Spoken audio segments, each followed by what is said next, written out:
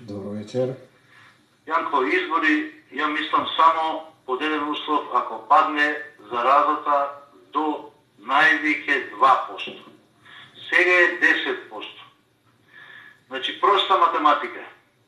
Ако гласаат најмалку милион гласачи, 10% заразеност, значи ќе се заразат 100.000. Од тие 100.000, 1% смртност 100 души. Вреват ли тие избори 100 души да умрат најмалку?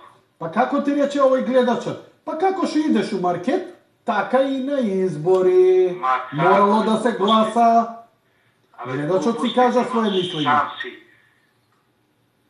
Сметате дека е преголем ризик? Кој ќе сноси одговорност ако има зголеменост и се создадат нови кластери тогаш?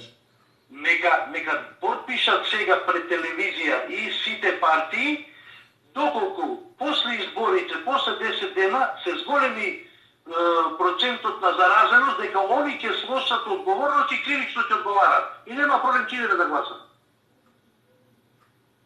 Може ли така? Јас се слагам, апсолутно. Да.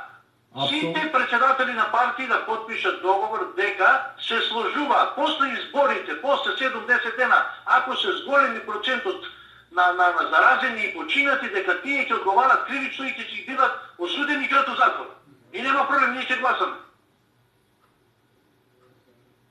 Глупости, како може вака сега да запуста фотелја, ќе заразувам луѓе и ќе ги убивам луѓето фактички. То не е изводливо. Ајде, ќе се најде некаква солуција со маски, со ова, со онама, кој ќе биде пикот на заразата многу доле, 1-2%, више при крај топло време може ќе биде, ајде, нема да се шири, ајде ќе најдеме некој начин, ќе отидеме, ќе изгласаме, и ја ќе отидам да гласам само заради една работа, ја. Знаеш ли заради која работа? Заради која?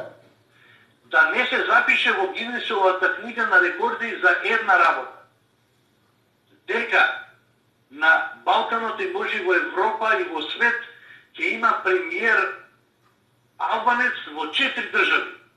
Албанија, Косово, Македонија, а може би за неколку години Прешево, Медвеđa Бујановиќ и Србија. Значи 4 премиери албанци да има во 4 држави. Само заради тоа ќе искочам да гласам, па ќе пробам да не дојде до тоа. Срамот.